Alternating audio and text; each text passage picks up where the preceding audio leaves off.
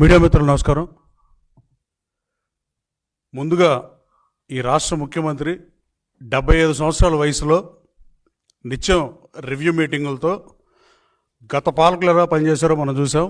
నిత్యం review మీటింగులతో quantum valley అభివృద్ధి లక్ష్యంగా, అమరావతి అభివృద్ధి లక్ష్యంగా, అలాగే వైజాగ్లో పెట్టుబడుల లక్ష్యంగా ఈ వయసులో కష్టపడి పనిచేస్తుంటే ప్రశంసించే స్థాయి, ప్రశంసిద్దామన్న ఆలోచన మీకు లేకపోయినా వైఎస్ఆర్ కాంగ్రెస్ పార్టీ నాయకులు మరీ దారుణంగా మాట్లాడతారు. తర్వాత మాట్లాడతా. అలాగే ముఖ్యమంత్రి గారు అంత కష్టపడి పనిచేస్తా, ఉప ముఖ్యమంత్రి గారు పవన్ కళ్యాణ్ గారు కూడా పంచాయతీరాజ్ శాఖలో ఎంపీడీఓలు చాలామంది ఎంపీడీఓలుగానే రిటైర్ అయిపోయే పరిస్థితి. ఇవాళ ఆయన పదోన్నతులు కల్పిస్తుందో చాలామందికి 10,000 మందికి పంచాయతీరాజ్లో ఆయన పదోన్నతులు కల్పించినందుకు ఆయనకి అభినందనలు తెలియజేస్తూ, గౌరవ మంత్రి ఈ రాష్ట్ర యువ నాయకుడు లోకేష్ బాబు గతంలో అమెరికా వెళ్ళినప్పుడు నేను కూడా వెళ్ళా. ఆ రోజున ఒకే ఒక రోజు ఎన్టీ రామారావు గారి స్టాచ్యూ అన్వీల్ చేయడానికి అట్లంట తప్ప అన్ని రోజులు నిత్యం ఫార్చ్యూన్ 500 కంపెనీ సీఈఓలతో, కొంతమందితో, గూగుల్ వాళ్ళతో మాట్లాడి ఇవాళ ఆంధ్రప్రదేశ్ రాష్ట్రానికి, అదేదో మహేష్ బాబు సినిమాల్లో డైలాగ్ ఉంటుంది, నువ్వు మర్చిపోయారు, జనం మర్చిపోయారు, దేశం మర్చిపోయింది, కానీ గూగుల్ మర్చిపోదు కదా, అట్ట కొడితే ఇట్ట వచ్చేస్తుందని ఏదో కామెడీ స్కిట్ ఒకటి ఉంటుంది. అలాంటి గూగుల్లో గూగుల్ చేసుకుని చూస్తాం గురించి సినిమా రైటర్లకి డైలాగ్గా పనికొచ్చిన గూగుల్ని వైజాగ్ తీసుకొచ్చి గూగుల్ డేటా సెంటర్ని $15 బిలియన్ గూగుల్ తీసుకొచ్చిన లోకేష్ బాబుని మనస్ఫూర్తిగా అభినందిస్తూ, మళ్ళీ సంవత్సర కాలం తర్వాత మళ్ళీ యుఎస్ వెళ్ళి పెట్టుబడులే లక్ష్యంగా తన యువగళం పాదయాత్రలో 20 లక్షల మందికి ఉద్యోగ ఉపాధి అవకాశాలు కల్పిస్తమే నా లక్ష్యం అని చెప్పి ఆ దిశగా పనిచేస్తూ పెట్టుబడులను ఆకర్షిస్తూ అమెరికాలో 3 రోజుల్లో దాదాపు 18 కంపెనీలని, గూగుల్ కానీ, అడోబ్ కానీ, ఎన్విడియా కానీ, ఇంటెల్ కానీ, ఏఎండి కానీ, ఓపెన్ఏఐ కానీ, సేల్స్ ఫోర్స్, క్యాన్వా, అట్లాగే జీస్కాలర్, ఆటోడెస్క్, ఇలా చదవటాకే చాలాసేపు పెట్టే పరిస్థితి, క్రియేటివ్ ల్యాండ్, ఇలా కంపెనీలు కలిసి పెట్టుబడులు పెట్టండి ఈ రాష్ట్రంలో అని అడిగినందుకు లోకేష్ బాబును విమర్శిస్తున్నారని సూటిగా వైసీపీ నాయకులను అడుగుతున్నా. అలాగే ఆయన ఇండియన్ ఎకానమీ ప్రస్తుతం జీడిపి లెక్కల్లో 4.19 ట్రిలియన్ అయితే ఇవాళ ఎన్విడియా మార్కెట్ క్యాపిటలైజేషనే $4.6 ట్రిలియన్ ఉంది. ఆ కంపెనీతో లోకేష్ బాబు సమావేశమయ్యాడు. ఆ కంపెనీని తీసుకొస్తాక ప్రయత్నాలు చేస్తున్నాడు. అలాగే ఇంటెల్ $193 బిలియన్, అలాగే అడోబ్ అనేది $145 బిలియన్. మంత్రి నారా లోకేష్ గారు ఈ కంపెనీలతో చర్చలు జరుపుతా పెట్టుబడుల లక్ష్యంగా వాటిని ఆంధ్రప్రదేశ్ రాష్ట్రం వైపు మళ్లించడానికి విశేష కృషి చేస్తుంటే, లోకేష్ మాట్లాడే కంపెనీల పేరు స్పెల్ చేయటమే చాలామంది కష్టం వైసీపీ వాళ్ళకి. అంటే అందరినీ అంటలేదు, కొంతమంది బూతులు తిట్టేవాళ్ళు, ఇలా ప్రెస్ మీట్లు పెట్టేవాళ్ళు, వాళ్ళే వచ్చి ఇవాళ మళ్ళీ ఇట్లా మాట్లాడటం చాలా బాధాకరం, తీవ్రంగా ఖండించాల్సిన అంశం కూడా. అలాగే ఇంత శక్తివంతమైన సామర్థ్యం ఉన్న కంపెనీల్ని తీసుకొస్తమే లక్ష్యంగా పనిచేస్తున్న లోకేష్ బాబుకి ఆఫ్ ద రికార్డ్ మీరు కూడా ఏంట్రా బాబు లోకేష్ బాబు ఇలా మారిపోయాడు, మనం ఏదో అనుకున్నాం అని మీరు బాధపడుతున్నారని నేను బలంగా నమ్ముతున్నాను. యువగళం ముందు లోకేష్ బాబు వేరు, యువగళం తర్వాత లోకేష్ బాబు వేరు. బిఫోర్ క్రైస్ట్ ఆఫ్టర్ క్రైస్ట్ లాగా లోకేష్ బాబు 40 సంవత్సరాలు వచ్చినాక ఎవరికైనా వయసు వచ్చిన తర్వాత పరివర్తన ఉంటుంది, కానీ మాజీ ముఖ్యమంత్రి గారికి అలాంటి పరివర్తన రాలేదు. కానీ లోకేష్ బాబుకి ఆయన తెలుగులో సరిగ్గా ఒక పదం అటు ఇటు మాట్లాడతాడని పిచ్చి ప్రేలాపలను మాట్లాడిన వాళ్ళు ఇవాళ లోకేష్ బాబుతో ఒక గంటో తెలుగులో చర్చించే నాయకులు మీ పార్టీలో ఎంతమంది ఉన్నారో ఒకసారి ఆలోచించుకోవాల్సిన అవసరం ఉంది. అది ఎంత ఉందంటే బిఫోర్ క్రైస్ట్ ఆఫ్టర్ క్రైస్ట్ అని అభివర్ణించే అంత చరిత్రని లోకేష్ బాబు యువగళం పాదయాత్రకు ముందు, యువగళం పాదయాత్ర తర్వాత అని అంటంలో ఏమాత్రం అతిశయోక్తి లేదు. అలాంటి ఈ కంపెనీలన్నిటితో అపాయింట్మెంట్లు తీసుకుని వాళ్ళని తీసుకొస్తుంటే మీకు అభివృద్ధి పట్ల మీకున్న చిత్తశుద్ధి ఏంటి? మీరు గతంలో ముఖ్యమంత్రిగా పనిచేసి జగన్మోహన్ రెడ్డి గారు అమెరికా వెళ్ళి జగన్మోహన్ రెడ్డి ఏమన్నా ఇలాంటి కంపెనీలు కలిసింది ఏమైనా ఉంటే మీరు చర్చ రండి, నేను చర్చకు వస్తా. అలాగే ఈ అంతర్జాతీయంగా Lokesh Babu company ఓనర్లతో, company సీఈఓలతో, company ఎగ్జిక్యూటివ్తో సమావేశం అవుతాం జీర్ణించుకోలేక పిచ్చి ప్రేలాపనలు తప్ప మీకు మిగిలేది ఈర్ష్య, బాధ తప్ప, లేకపోతే సోషల్ మీడియాలో ఇంటర్నెట్ మీమ్స్కి పరిమితం అయిపోయే పరిస్థితి. ఈరోజు లోకేష్ బాబు ఎదురు కూర్చొని మాట్లాడేది ప్రపంచంలోని టెక్ కంపెనీలోని దిగ్గజాలతో మాట్లాడుతున్నాడు. అలాగే ఆ పెట్టుబడులను చూసి దేశం రాష్ట్రం వైపు చూస్తుందంటున్నా కూడా ఏమాత్రం సందేహం లేదు. అలాగే ఇన్ని కంపెనీలు తెచ్చి ఈ రాష్ట్ర భవిష్యత్తు యువత చేతుల్లోనే ఉంటుంది. వయసు అయిపోయిన వాళ్ళకి ప్రభుత్వం నుంచి పెన్షన్లు ఇవ్వడం, రేషన్ కార్డు సమస్యలు, వృద్ధాప్య పెన్షన్లు ఇలాంటివి ఇవ్వగలం. వాళ్ళ పిల్లలని కొంతమంది చూడకపోయినా ప్రభుత్వం ఆదుకుంటుంది. అలాగే మధ్య వయసు వాళ్ళకు కూడా ప్రభుత్వం నుంచి కావలసిన సంక్షేమ పథకాలు కానీ, గిట్టుబాటు ధరలు కానీ, ఇలాంటి వ్యవసాయదారులకు కానీ చేస్తుంది. కనీసం ఈ రాష్ట్రం అభివృద్ధి చెందాలంటే కేవలం నిరుద్యోగ యువతకు ఉపాధి అవకాశాలు వస్తేనే ఈ రాష్ట్ర భవిష్యత్తు బాగుంటుంది, ఈ రాష్ట్ర జీడిపి పెరుగుతుంది. ప్రతి కుటుంబంలో 25,000, 30,000, 40,000 ఉద్యోగాలు, ఐటీ ఉద్యోగాలకు అయితే లక్షల్లో శాలరీలు వచ్చే పరిస్థితి ఉంటేనే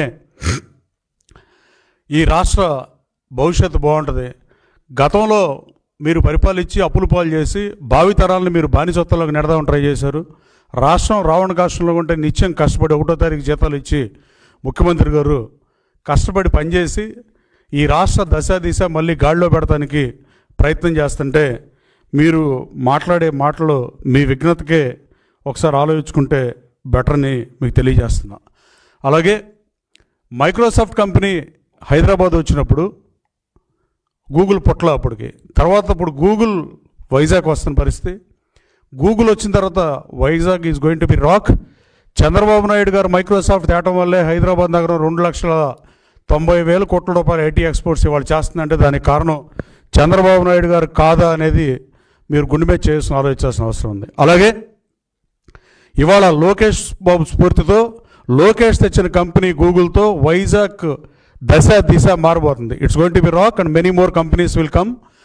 వైజాగ్ పెట్టుబడులకి స్వర్గధామం అవుతుంది దాంట్లో ఏమాత్రం సందేహం లేదు. దానికి లోకేష్ బాబు పనితీరుని ప్రతి ఆంధ్రుడు అభినందిస్తుంటే మీకు మాత్రం వేరేగా కనపడటం చాలా బాధాకరం.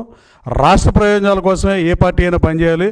మీరు రాష్ట్ర ప్రయోజనాల కోసం కాకుండా ఇలా మాట్లాడటం ఎంతవరకు సవ్వో మీరే ఆలోచించుకుంటే బాగుంటుందని మీ ద్వారా ఆ మాట్లాడే కొంతమంది నాయకులకి తెలియజేయాలనుకుంటున్నా. Any questions?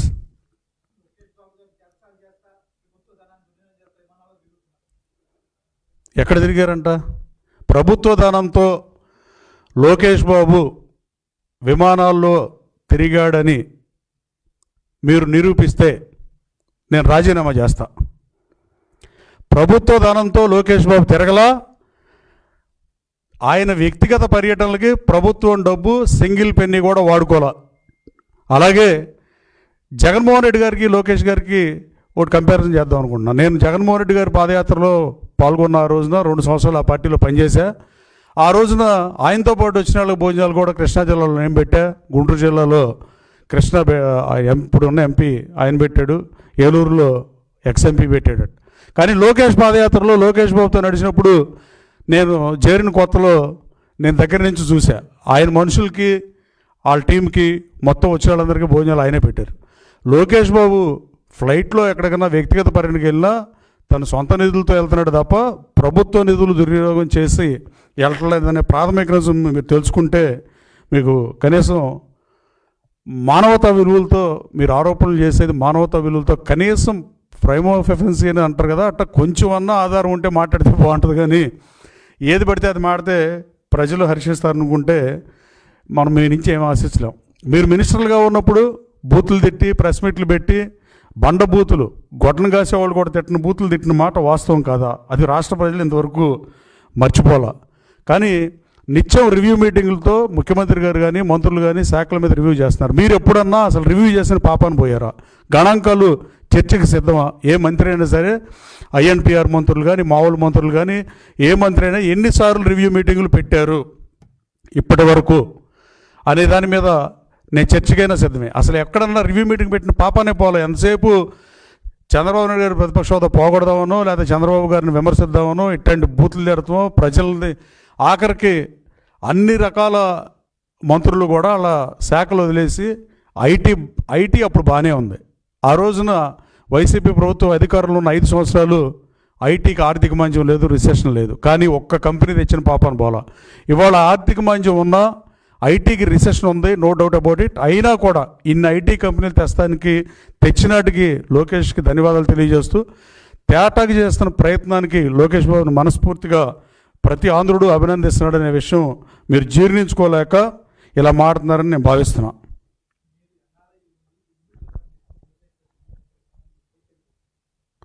నేను లాస్ట్ టైం లోకేష్ బాబు దగ్గరగా చూసా. ఆ రోజున 11 రోజులు లోకేష్ బాబు అమెరికాలో పర్యటిస్తే పోయిన సంవత్సరం ఇదే టైంలో నవంబర్ 6న వచ్చేసారు. నవంబర్ 5న 6న వచ్చారు. దానికి ముందు అక్టోబర్ 31న ఎన్టీ రామారావు స్టాచ్యూ అన్వీల్ చేశారు అట్లాంటాలో. కానీ ఈసారి వెళ్ళకపోవడానికి కారణం ఆ రోజున ఒక్కరోజు తప్ప అన్ని రోజులు పరిశ్రమల తేటమే లక్ష్యంగా ఆల్ ఇండస్ట్రీస్లతో కలిసి అది శాన్ ఫ్రాన్సిస్కో వెళ్ళినా, డాలస్ వెళ్ళినా, ఆస్టిన్ టెస్లాకి వెళ్ళినా, అలాగే ఐటీసో మీటింగ్కి వెళ్ళినా అన్ని టెక్నాలజీ కంపెనీలతో మీటింగ్ అయ్యి మీట్ అండ్ గ్రీట్ పెట్టి వాళ్ళతో చర్చించి ఆ రోజున తను పడిన కష్టానికి నిదర్శనం గూగుల్ ఇవాళ డేటా సెంటర్ వైజాగ్లో పెట్టడం. అలాగే ఇప్పుడు ఆయనతో పాటు నేను వెళ్దాం అనుకున్నా. గతంలో మీ పార్టీలో 2 సంవత్సరాలు పనిచేశాన్న కనీస కనికరం కూడా లేకుండా నేను లోకేష్ బాబు పాదయాత్రలో తెలుగుదేశం పార్టీలో చేరి ఆయనతో అడుగులో అడుగేసి నడుస్తా. నేను రోడ్డు మధ్యలో లోకేష్ బాబుతో నడుస్తా. రోప్ పార్టీ ఉంటే నేను అటెంటివ్ మర్డర్ చేశాన్న దిక్కుమాలిన కేసులు పెట్టింది మీరు కాదా అని అడుగుతున్నా. ఆ కేసుల వల్ల నా పాస్పోర్ట్ ఎక్స్టెన్షన్కి వస్తే ఇది ఎక్స్టెండ్ ఒక కోర్టులో ఎన్ఓసీలు వస్తేనే పాస్పోర్ట్ వచ్చే పరిస్థితి. ఓ 4-5 కోర్టులో ఎన్ఓసీలు వచ్చినాయి, ఇంకా 2 కోర్టుల్లో ఎన్ఓసీలు రాలా. మచిలీపట్నం కోర్టులో కనుక వస్తే నేను వెళ్ళేవాడిని. మీరు అక్రమ కేసులు పెడతాం ఎవరి మీద మానరు. కనీసం మీరు 2 ఏళ్ళు మీ దగ్గర పనిచేశాను, 1000 ప్రయాసాలకు వచ్చి ఇక్కడ ఉన్నాడు, మాకు అన్నం పెడితే మేము సున్నం పెట్టామని కనీస విఘ్నత కూడా లేకుండా నా మీద తప్పుడు కేసులు బనాయించారు. ఆ తప్పుడు కేసుల వల్లే నేను అమెరికా లోకేష్ బాబుతో పాటు వెళ్ళలేకపోయా. డాలస్ నా హోమ్ టౌన్, 19 సంవత్సరాలు నేను డాలస్లో ఉన్నా. అక్కడ మీటింగ్ కూడా వెళ్ళలేకపోవడానికి కారణం గత పాలకులు పెట్టిన అక్రమ కేసులే. లేకపోతే డెఫినెట్గా నేను ఐ విష్ ఐ కుడ్ మా ఊరు అయినా నా సెకండ్ హోమ్ టౌన్ వెళ్తుంటే నేను ఎందుకు వెళ్ళకుండా ఉంటా. దానికి కారణం కూడా గత పాలకులే. ఇప్పుడు అతను ఎవరిని వద్దని ఆపేశారేంటి? కాదండి, ఇప్పుడు అతన్ని ఎవరిని కొడాలని నువ్వు తిరగొద్దని ఆపేశారేంటి? మళ్ళీ ప్రజాక్షేత్రంలో సీరియస్గా ఉండడానికి. అతనికి ఆరోగ్య సమస్య ఏదో వచ్చింది, సరే దానికి 6 నెలలు రెస్ట్ అని నిన్న ఎవరో చెప్పారు నాతో. కానీ అంతకుముందు సంవత్సరం ఏం చేశాడు? తిరిగాడు ఇక్కడ. ఆరోగ్యం ఇష్యూ రాకముందు, హెల్త్ ఇష్యూ రాకముందు, హెల్త్ గురించి మాట్లాడకూడదు మనం, కానీ హెల్త్ ఇష్యూ రాకముందు సంవత్సరం ఏం చేశాడు? కనీసం ఓడిపోయినాక కౌంటింగ్ సెంటర్ నుంచి వెళ్ళిపోయాడు తప్ప. నేను ఓడిపోయా 2019లో. నేను గన్నవరం వెళ్ళా, ప్రెస్ మీట్ పెట్టా, స్టేట్మెంట్ ఇచ్చా. ఎమ్మెల్యే వాళ్ళని నా కోరిక తీరపోయినా మీ కోరికలు తీరుస్తా, మీకోసం పనిచేస్తానని చెప్పా. ప్రజా తీర్పుని స్వాగతిస్తానని చెప్పా. కనీసం అది కూడా తెలియదు. మంత్రిగా పనిచేశాడు, బుద్ధి తక్కువ పెద్ద మనిషిలాగా. కనీసం ఓడిపోయిన తర్వాత ప్రజా తీర్పును గౌరవిస్తానని చెప్పాడు గుడివాడ ప్రజలకి. గుడివాడ ప్రజలు ఓడిచ్చారనే కక్షతో సంవత్సరం రాలేదా?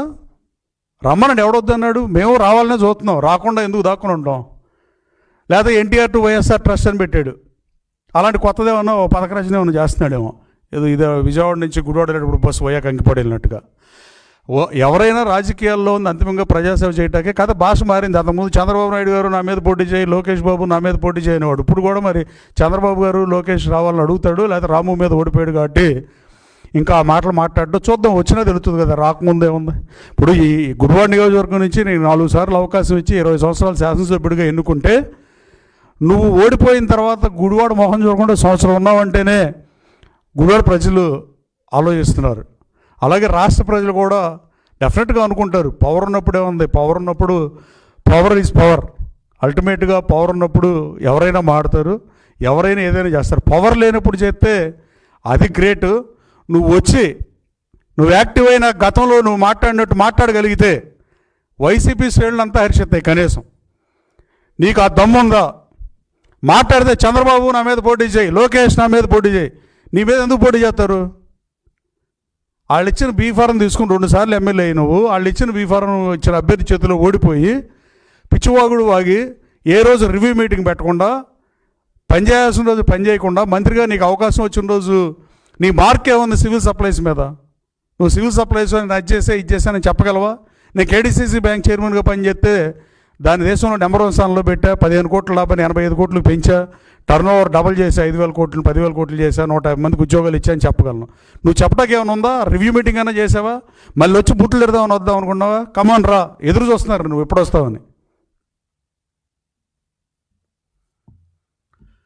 ఇంకా ఇందాక ఓ సోదరుడు అడుగుతున్నాడు, క్రికెట్ గెలిచాడని మాజీ ఐఎన్పిఆర్ మంత్రి మాట్లాడుతున్నాడని. లోకేష్ బాబు మీద అట్లాంటి వ్యంగ్య విమర్శలు చేయాల్సిన అవసరం ఉందని నేను భావించట్లా. సూటిగా ఆయనకి చెప్పదలుచుకున్నా. క్రికెట్ గెలిచిన వాళ్ళు, ఆడవాళ్ళు, మగాళ్ళు, అటు ఇటు కానాళ్ళు క్రికెట్ గెలిచిన వాళ్ళు అందరూ లోకేష్ స్ఫూర్తి అని చెబుతున్నారు అనేది అసలు మీరు మాట్లాడేది దుర్మార్గంగా నేను భావిస్తున్నా. క్రికెట్లో గెలిచినప్పుడు శ్రీచరణి అనే ఆవిడ క్రికెటర్, అనంతపూర్ జిల్లాకు సంబంధించిన ఆవిడ లోకేష్ బాబు స్ఫూర్తి అని చెప్పి, అలాగే తిలక్ వర్మ టీమిండియాలో మెంబర్, ఆ మ్యాచ్ గెలిచిన తర్వాత ఆయన తెలుగు ఆయన కాబట్టి లోకేష్ బాబు స్ఫూర్తి అన్నారు. అటు ఇటు కారణాలు ఏంటండి? మనం సభ్య సమాజంలో బతికేటప్పుడు భాష మీద కంట్రోల్ ఉండాలని ఆయనకి చెప్తూ, అంధత్వంతో బ్లైండ్ క్రికెట్లో ఇండియన్ టీం గెలిచినందుకు మీరు అట్లా అంటే మాత్రం అది క్షమార్హం కూడా కాదు. అటు ఇటు కానాళ్ళు అనే వ్యాఖ్యలను వెనక్కి తీసుకోవాల్సిందిగా కోరుతున్నా. అట్లాగే సీఎంకి ఇంగ్లీష్ రాదు, నాకు రాదు అని చెప్తున్నాడు. అసలు మాట్లాడేదానికి కొంచెం ఆలోచించి మాట్లాడితే బాగుంటుందని మీ ద్వారా హితవు పలుకుతున్నా. ఇంగ్లీష్ రావడానికి మైక్రోసాఫ్ట్ తెచ్చింది ఎవరు? జగన్మోహన్ రెడ్డి గారు తెచ్చాడు మైక్రోసాఫ్ట్. నువ్వు తెచ్చావా? ఐటీ మంత్రి తెచ్చాడా? మీ ఐటీ మంత్రి. మైక్రోసాఫ్ట్ ఆ రోజున 1998 మార్చిలో బిల్ గేట్స్తో సమావేశమైన, అలాగే మళ్ళీ సియాటిల్ వెళ్ళి బిల్ గేట్స్ని కలిసి ఒప్పించి మెప్పించి తెచ్చిన ఆయనకి ఇంగ్లీష్ రాదని మాట్లాడటం సభ్య సమాజం ఏమనుకుంటుందో ఆలోచిస్తే మంచిదని మరోసారి తెలియజేస్తున్నా. అలాగే లేదంటే నువ్వేమైనా ట్రాన్స్లేటర్గా వెళ్ళావా? మనం మాట్లాడేటప్పుడు ఒకేళ్ళు మనం చూపిస్తే 4 ఏళ్ళు మనకు చూపిస్తాయి అనే ప్రాథమిక నిజాన్ని ఇప్పటికైనా వైసీపీ నాయకులు గుర్తెరగాలని కోరుతున్నా. ఈ మీ బూతులు తిడతాలు, ప్రెస్ మీట్లు పెడతాలు వాటి కాలం చెల్లింది. ఇంకా ఆ పరిస్థితి ఇంకా లేదు. అలాగే ఈ బూతులు తిడతాకే ప్రెస్ మీట్లు పెట్టే లెక్క అయితే ఈ రాష్ట్రానికి ఒరిగేది కూడా ఏం లేదు. ఈ రాష్ట్ర యువతని మీరు సర్వనాశనం చేశారు, రోడ్లు దరిద్రం చేశారు. ఆ రోడ్లు 960 కోట్లు పెట్టిన గుంటలన్నీ పూడక మళ్ళీ 2,130 కోట్లు మళ్ళీ ప్రభుత్వం కేటాయించింది. కొత్త రోడ్లు వేసే పరిస్థితి, రాష్ట్రం చిన్నాభిన్నం అయింది. ఈ రాష్ట్ర ఆర్థికంగా అతలాకుతలం చేసి మీరు దిగిపోయి కంపెనీలని రానీక ఏది రానియకుండా మీరు ఏది ఆపలేరు. మీరు కనీసం రాష్ట్ర అభివృద్ధిలో కలిసి రాలేకపోయినా అసెంబ్లీకి రావాల్సిందిగా మరోసారి కోరుతున్నా. అసెంబ్లీని మేము గుర్తెచ్చం అంటే మీరు ఎలక్టోరల్కి ఎన్నికయ్యి ఉపయోగం ఏంటనేది ఆలోచించాల్సిన అవసరం ఉంది. మీ శాసనసభ్యులు వచ్చి మాట్లాడితే అగౌరవమైన భాష మాట్లాడరు.